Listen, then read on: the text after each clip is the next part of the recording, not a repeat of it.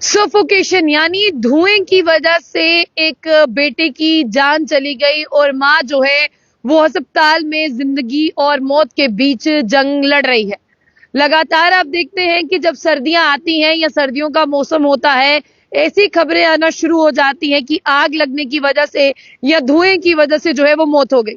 आज सुबह बात करते हैं, कुलगाम में भी एक ऐसी ही ट्रेजेडी हुई जब माँ और बेटा एक घर के अंदर जो है वो बेहोश पाए गए और आसपास वालों को पता चला कि धुएं की वजह से ही जो है वो दोनों अंदर हैं। लेकिन जैसे ही मोहल्ले वाले अंदर पहुंचे, उन्होंने बेटे और माँ को जो है वो हॉस्पिटल पहुंचाया। लेकिन आपको बता दें कि डॉक्टरों ने जो है वो बेटे को मृत घोषित कर दिया, कहा कि अब ये इस दुनिया में नहीं है। वहीं माँ को जो है वो अच्छा इलाज दिया जा रहा है और अभी जो उसकी माँ है उसकी हालत भी जो है वो स्टेबल नहीं बताई जा रही है। फिलहाल मैं आपको बता दूं कि कुलगाम का ये इंसिडेंट है। इससे पहले आपने ये देखा था कि न्यू ईयर मनाने गए भद्रवा में जम्मू के 3 लड़कों की अगर हम बात करते हैं तो एक ही बेड पर 2 लड़की और एक वॉशरूम में जो है बताया गया कि वो पाए गए। हालांकि जो इनिशियल रिपोर्ट थी उसमें भी यही बताया जा रहा था कि चोक होने की वजह से यानी सांस लेने में दिक्कत होने की वजह से इन तीनों की मौत हुई है। और कुलगाम से भी आज यही खबर आई है कि सफोकेशन की वजह से यानी सही ढंग से सांस ना ले पाने की वजह से एक बेटे की मौत हो गई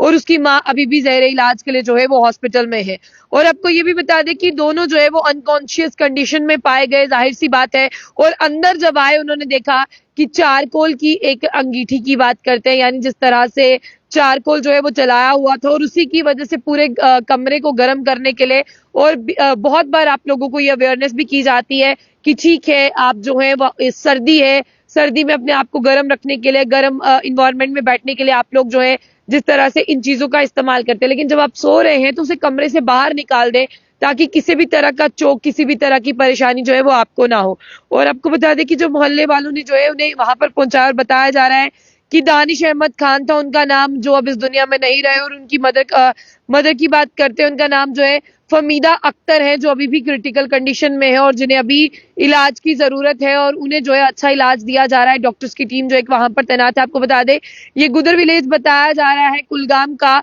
और अथॉरिटीज ने ये कंफर्म कर दिया है कि सफोकेशन यानी चारकोल की वजह से अगर हम बात करते हैं, उसी की वजह से जो जहरीला धुआं था उन्हीं की वजह से ये दोनों जो है